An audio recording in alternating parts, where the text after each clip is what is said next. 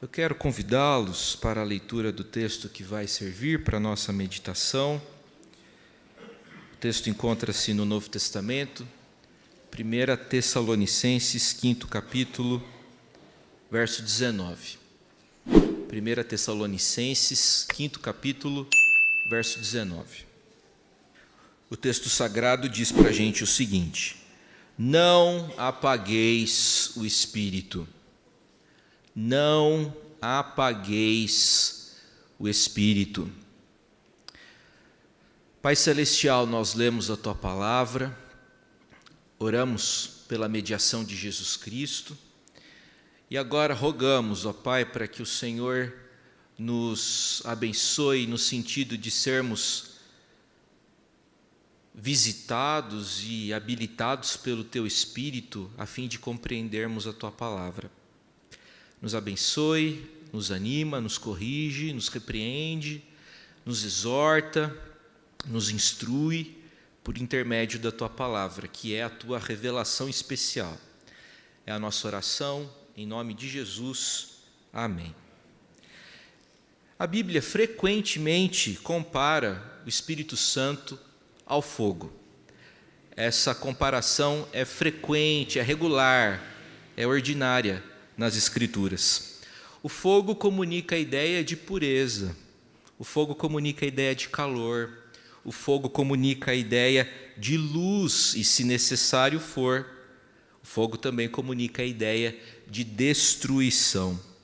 Quando o Espírito Santo opera em nosso coração, quando o Espírito do Senhor opera na vida da comunidade, da igreja, quando há essa operação da parte do Espírito Santo do Senhor, há calor em nossos corações, há luz em nossas mentes e há energia no nosso interior para fazermos a vontade de Deus. Quando há a bênção do Espírito em nossas vidas, há capacitação da parte de Deus para a missão e para o trabalho que o Senhor requer de nós. É por isso que não se pode permitir que o fogo do Espírito se apague no altar do nosso coração. É por isso que o apóstolo Paulo recomenda, exorta: não apagueis o Espírito. Um dos ministérios do Espírito Santo é fornecer a capacitação extra-humana, isto é, sobrenatural, para o serviço que é prestado, para o serviço que é oferecido ao Senhor. É por esta razão que os discípulos deveriam permanecer em Jerusalém, até serem, como disse nosso Senhor Jesus Cristo, revestidos do alto, a fim de serem testemunhas dele até aos confins da terra. Coisa parecida aconteceu com o principal artífice do tabernáculo, seu nome, Bezalel. Nós encontramos lá no livro do Êxodo, no capítulo 35, que o Espírito de Deus encheu Bezalel, a fim de que ele fosse habilitado para fazer toda aquela arte que embelezou o tabernáculo, a tenda do Senhor. A profunda, a estreita e intensa interação entre a pessoa divina do Espírito e a igreja. Na verdade, o Espírito tem direitos sobre a igreja de Jesus. Isso fica muito claro quando lemos o livro de Atos dos Apóstolos. O Espírito Santo tem o direito de cair sobre os judeus e sobre os gentios. É o que nós encontramos no capítulo 11 de Atos dos Apóstolos. O Espírito do Senhor também tem o direito de presidir, de comandar, de orientar, de dar a direção.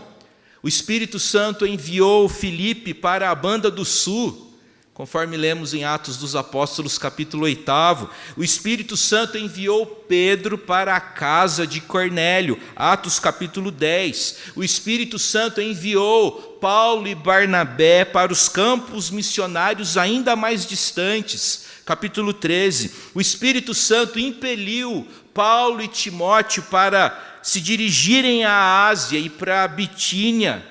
Porém, o Senhor impediu, bloqueou o caminho deles, de modo que eles foram parar em Macedônia.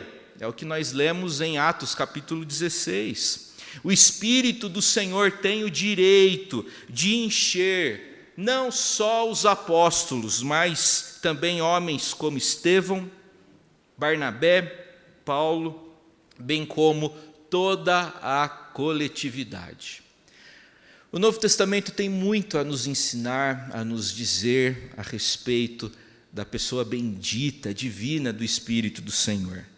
E a Escritura nos ensina que os cristãos devem reprimir a carne com o auxílio do Espírito Santo. É o que lemos em Romanos capítulo 8, verso 13. Ou seja, é possível reprimir a carne tão somente por meio do auxílio e da operação do Espírito Santo do Senhor. A Escritura também nos ensina a andarmos no Espírito e não na carne. É o que lemos em Gálatas, capítulo 5. Os cristãos devem colher o fruto do Espírito em lugar de produzir as obras da carne. Os cristãos também são exortados a não entristecer e muito menos a apagar o Espírito em suas vidas. É sobre isso que eu quero conversar com vocês nessa ocasião. Quando voltamos os nossos olhos para o texto que lemos, que encontra-se no final de 1 Tessalonicenses, verificamos que, depois daquelas recomendações e exortações mais genéricas que a gente encontra nos versos 16 a 18, regozijai-vos sempre, em tudo dai graças, orai sem cessar. Depois dessas recomendações mais genéricas, a partir do verso 19, o apóstolo Paulo oferece algumas instruções que têm relação específica com o lugar do Espírito na vida da igreja. A primeira epístola de Paulo, endereçada aos Colossenses, em seu final, chama a atenção dos crentes para o papel, para a tarefa, para aquilo que o Espírito do Senhor deseja promover no meio do povo do Senhor. Não apagueis o Espírito. O crente em Jesus Cristo não deve, não pode apagar a influência do Espírito na sua vida. O uso da palavra apagar retoma mais uma vez a metáfora do Espírito como fogo. Aliás, essa metáfora é muito abundante nas Escrituras. Alguns exemplos. Mateus 3:11. Eu vos batizo com água para arrependimento, mas aquele que vem depois de mim é mais poderoso do que eu, cujas sandálias não sou digno de levar. Ele vos batizará com o Espírito Santo, disse João Batista, e com fogo. Outro texto que aponta para essa realidade é Atos 2:3. Nós lemos na nossa liturgia: apareceram distribuídas entre eles línguas como de fogo, e pousou uma sobre cada um deles. Essa metáfora também é desenvolvida por Paulo, escrevendo aos Romanos, no capítulo 12, verso 11, quando diz: no zelo não sejais remissos, sede fervorosos de espírito, servindo no Senhor. Espírito Santo é fogo. A gente não pode perder de vista essa realidade. Será que nós, presbiterianos tradicionais e ortodoxos, e é bom que sejamos assim, mas será que nós estamos convencidos disso? Afinal de contas, vamos convir certa preferência e predileção por aquilo que é mais moderado, por aquilo que é mais equilibrado, por aquilo que é mais ameno. Não podemos nos esquecer do fato de que o Espírito é fogo, e fogo é calor, é luz, é beleza, é fascínio. O fogo ilumina, aquece, purifica, alastra, contagia. Não apague o fogo do Espírito em seu coração. Como faço parte da brigada de incêndio aqui da igreja, eu aprendi que para haver fogo é preciso 3 coisas: combustível, calor e uma reação em cadeia. Como é que a gente combate um incêndio? A gente combate o incêndio removendo um desses 3 fatores. Por exemplo, é possível apagar uma vela colocando um copinho em cima. Quando o oxigênio ali dentro acabar, o fogo vai apagar. O próximo versículo dá uma pista de como o Espírito estava em perigo de ser extinto pelos tessalonicenses. Como é que eles poderiam apagar o Espírito em suas vidas? Verso 20: não desprezeis as profecias. Paulo está ensinando que nós apagamos o Espírito quando desprezamos as profecias, quando desprezamos a palavra e a vontade e a revelação de Deus para nós.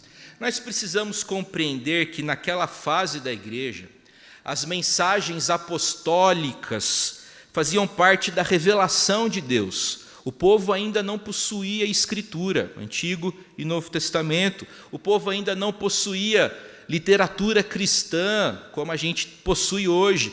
A himnologia cristã ainda estava em sua fase incipiente. Numericamente falando, a igreja era desprezível, composta por poucas pessoas. Ademais, ela era objeto de escárnio e de desprezo de todos os lados. Em tal situação, Deus providenciou graciosamente o dom da profecia, a fim de fazer com que a sua vontade chegasse, alcançasse a comunidade e as transformasse, e as aperfeiçoasse. E por meio dessa revelação, o Senhor orientava a sua igreja. Em 1 Coríntios, no seu capítulo 14, verso 1, Paulo faz a seguinte referência a respeito da profecia: segui o amor e procurai com zelo os dons espirituais, mas principalmente que profetizeis. Paulo tinha um duplo propósito ao recomendar aos tessalonicenses: não desprezeis as profecias. Em primeiro lugar, era uma exortação positiva, no sentido dos tessalonicenses valorizarem os pregadores fiéis. Em segundo sentido, havia uma exortação negativa, no sentido de corrigir a postura de ceticismo de alguns tessalonicenses em relação aos profetas que Deus levantava.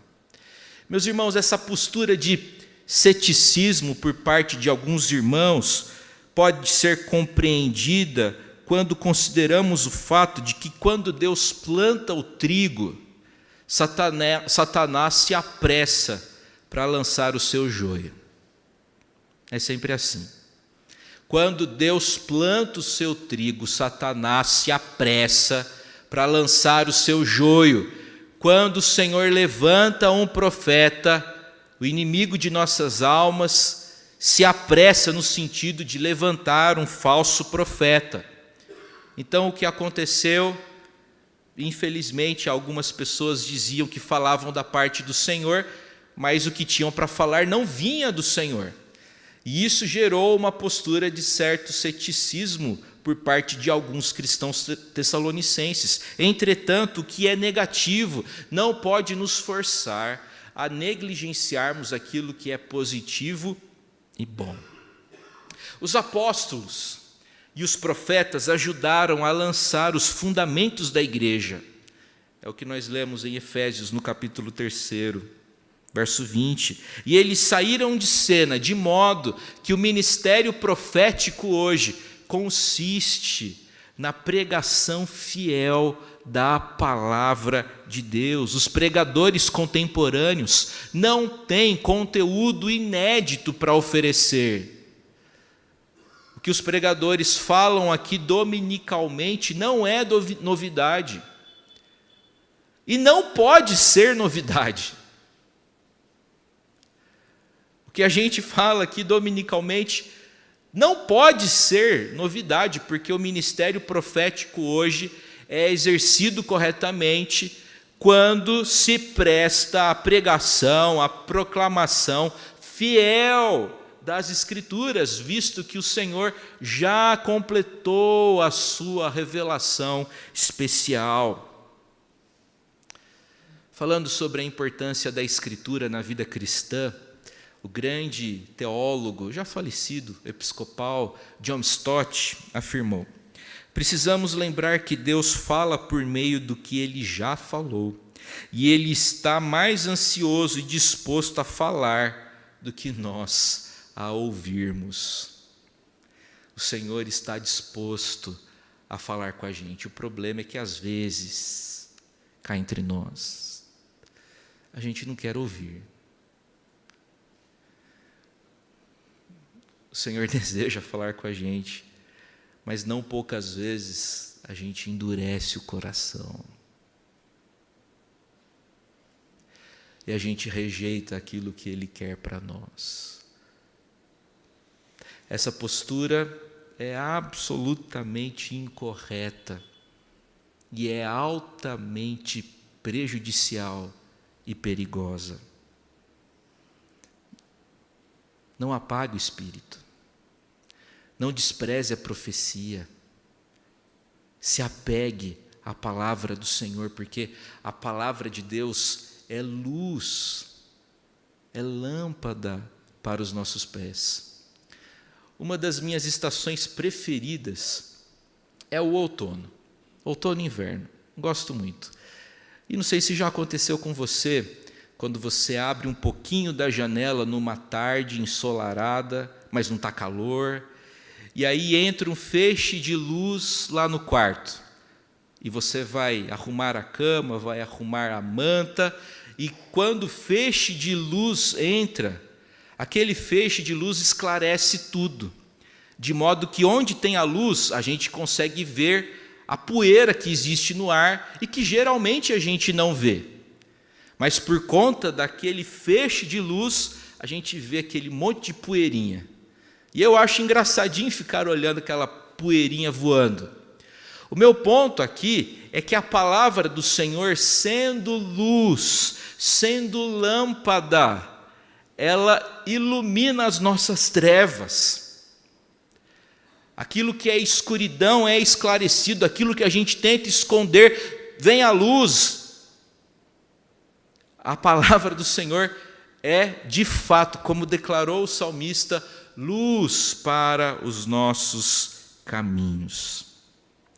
Não devemos apagar o Espírito, não podemos permitir que o Espírito se apague, se enfraqueça em nosso coração. Porém, de vez em quando, por vacilo nosso e completamente nosso, a chama fica fraquinha, não é verdade? Às vezes, por vacilo nosso, por negligência nossa, por preguiça nossa, desculpe a palavra, por safadeza nossa, por indisciplina nossa, a chama fica fraquinha. O que fazer?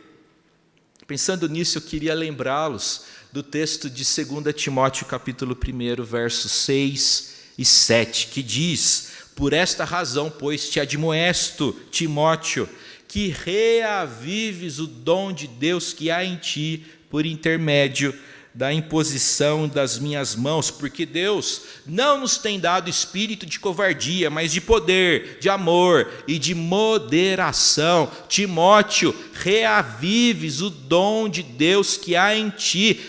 Pega fogo de novo, Timóteo.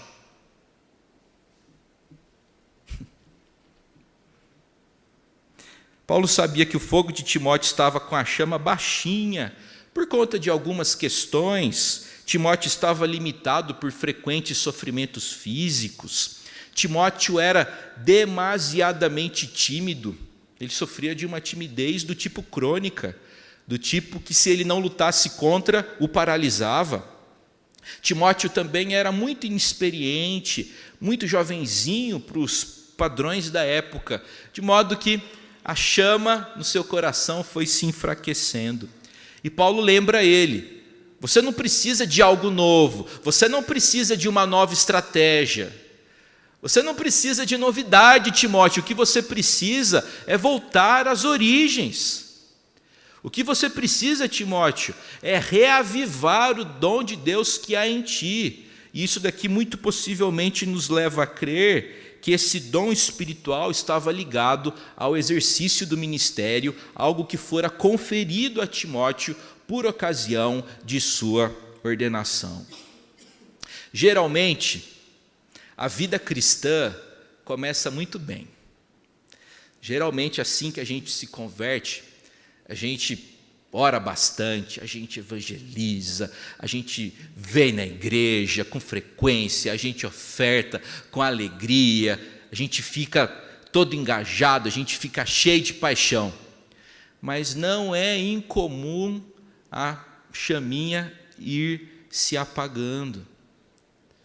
Eu quero lembrá-los de que aquilo que já foi natural, com o tempo precisa tornar-se intencional. E isso daqui se aplica para a nossa vida toda. Então, no início da vida cristã é natural a piedade. Você lembrou, né, do que eu falei para você? Porque isso se aplica também ao casamento. O romantismo no casamento o romantismo na época do namoro é muito comum, é natural. Mas com o tempo, às vezes, vai perdendo, e a gente precisa tornar intencional aquilo que era natural. E espiritualmente falando, a mesma coisa. Devemos tornar intencional aquilo que era natural, ou seja, a gente deve se importar com as coisas do Senhor, priorizar Deus na nossa vida, ler a Escritura, orar, ouvir bons sermões, ler bons livros. A gente precisa crescer espiritualmente falando. O que um empreendimento abençoado, um ministério fiel, um casamento feliz têm em comum? Todas essas coisas boas exigem intencionalidade. Essas coisas não se constroem do nada, elas precisam de intencionalidade, elas precisam de investimento dirigido, elas precisam de planejamento. Nós lemos lá em 1 Coríntios capítulo 9, verso 24, correi de tal maneira que alcanceis. O Eni Cordeiro certa vez falou o seguinte: se você optar por vencer, terá alcançado metade da vitória, se não optar, já terá obtido metade da derrota. E o texto avança, porque Deus não nos tem dado espírito de covardia, mas sim de poder, de amor e de moderação.